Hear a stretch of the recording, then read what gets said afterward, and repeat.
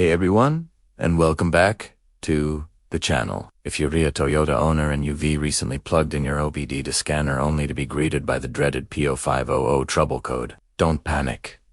You've come to the right place. Today, we're going to break down exactly what this code means, what causes it, and most importantly, how you can fix it. So grab your tools and let's get your Toyota back on the road, running smoothly. First things first, what is the P0500 code? In simple terms, P050 stands for Vehicle Speed Sensor Malfunction. Your car's brain, the engine control module, or ECM, needs to know how fast the vehicle is moving. This information is crucial for a whole bunch of systems to work correctly, like your automatic transmissions, shift points, your cruise control, and even the accuracy of your speedometer. When the ECM detects an incorrect, erratic, or completely missing speed signal, it triggers the P050 code and usually turns on your check engine light. So, you might be asking, what are the common symptoms you'll experience with a P050 code? The most obvious one is a malfunctioning speedometer. It might not work at all,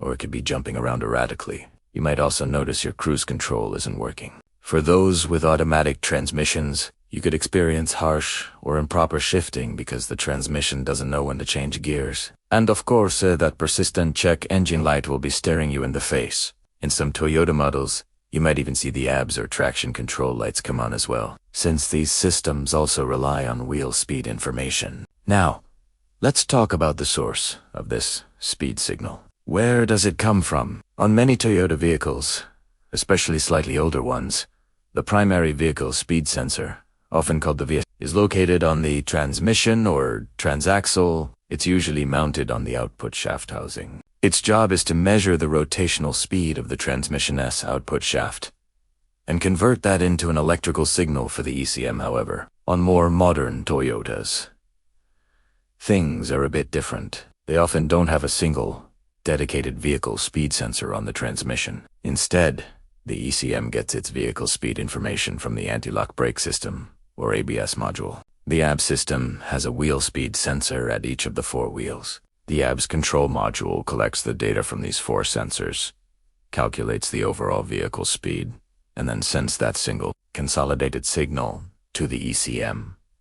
So, if your car uses this setup, a P0500 code could actually be pointing to a problem within the ABS system, not the transmission. This brings us to the root causes. What actually triggers this code? The most common culprit is a failed vehicle speed sensor itself. Just like any electronic part, they can wear out over time. The second most common cause is damaged wiring or a bad connector.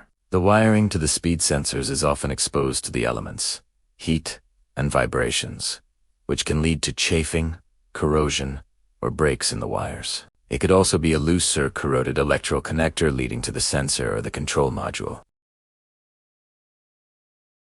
Even though a bad wheel speed sensor usually triggers its own specific ABS code, it can sometimes lead to a P050 as well. And in less common cases, the issue might lie with the instrument cluster, the ABS control module, or even the ECM itself. But these are far less likely and should only be considered after you've ruled out the more common problems. So, how do you diagnose and fix this? Let's walk through the steps. First, a visual inspection is key. Get under your vehicle and locate the speed sensor, whether it's on the transmission or at the wheel hubs. Look for any obvious signs of damage to the sensor itself or its wiring. Check for frayed wires, melted insulation, or signs of corrosion on the connectors. Sometimes, just cleaning a corroded connector and reseating it firmly can solve the problem. If the visual inspection doesn't reveal anything, the next step is to test the sensor. If you have a dedicated VSS on the transmission, you can often test it with a ULL. Want to check for proper resistance and also check for a voltage signal while spinning the wheels. ULL need to consult the specific service manual for your Toyota model to get the exact specifications and testing procedures. For vehicles that use the ABS wheel speed sensors, your best tool is a good OBD2 scanner that can read live data. You can monitor the output from all 4-wheel speed sensors in real time as you drive or spin the wheels.